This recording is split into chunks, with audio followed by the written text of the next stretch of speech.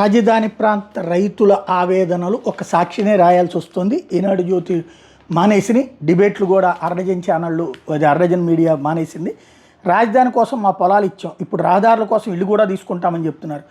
అయినా మాకు న్యాయం చేయకుండా వేధించడం అన్యాయం అంటూ తుళ్ళూరుకు చెందిన పలువురు రైతులు శనివారం గుంటూరు కలెక్టర్ కార్యాలయంలో ఆందోళనకు దిగారు.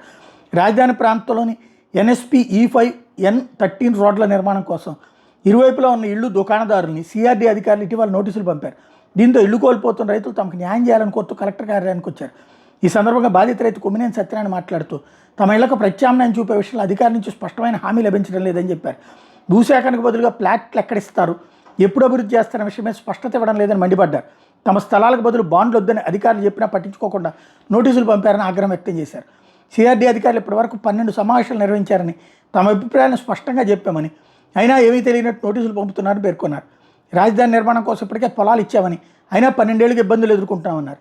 రాష్ట్ర మంత్రి నారాయణ, కేంద్ర సహాయ మంత్రి పెమ్మసాని చంద్రశేఖర్ని కలిసినా తమ సమస్యలు పరిష్కరించడం లేదని చెప్పారు. అనంతరం కలెక్టరేట్ ఆవరణలోని సిఆర్డీ ఛాంబర్లోని అధికారులకు వినతిపత్రాన్ని అందజేశారు.